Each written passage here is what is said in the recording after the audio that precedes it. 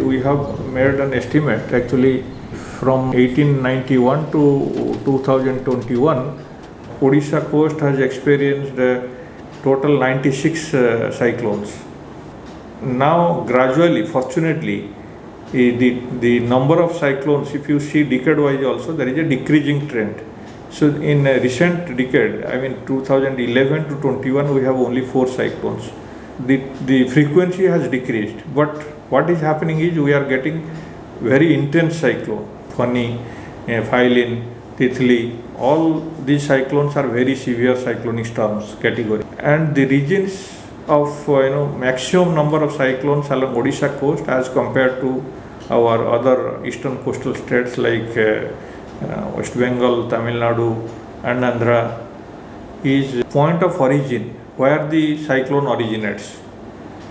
The point of origin and then the steering of the cyclone, because once the cyclone originates, they always move towards northwest. That is the propulsion theory, because they will always move towards a higher latitude and they will always move towards a region of higher temperature, higher sea surface temperature, where they will get more temperature. See, if you look at the temperature along the coast, distribution of temperature along the coast, Odisha, the Odisha coast, almost up to, you can say, central Odisha coast, up to Paradip or so, the upper water is completely fresh water because of the discharge of river discharge from so many rivers, including Ganges, Brahmaputra. So fresh water gets heated very fast as compared to your saline water. So as you are going south, it is mostly deeper as well as the salinity is more. Here the fresh water and the depth also less. And then the geography of the coast, because we have this funnel shaped, particularly along Baleswar coast, which has the maximum number of cyclone if you compare the districts.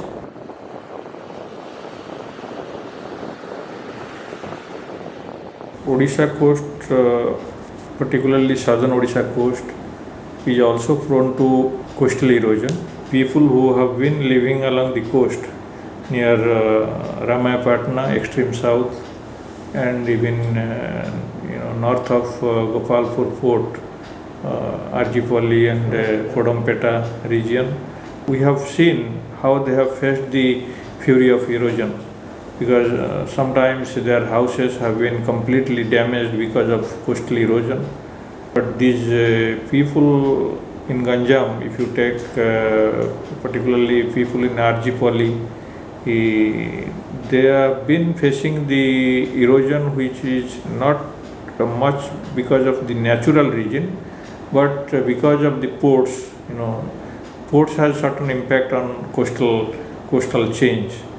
Like along east coast of India, if you have a construction, particularly shore perpendicular structure, there will be deposition to the south of the structure and erosion to the north of the structure, which has happened in Paradip, because this coast is a sandy coast and therefore erosion is very, very prominent here.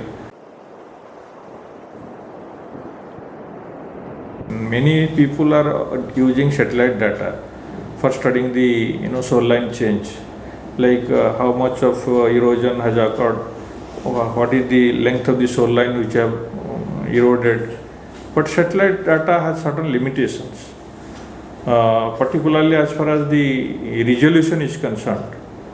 But observation has no substitute. So what we do here is we are taking both observations as well as satellite data, because we have observed the entire Odisha coast, particularly South Odisha coast, almost 35 kilometer stretch of the South Odisha coast at every 500 meter.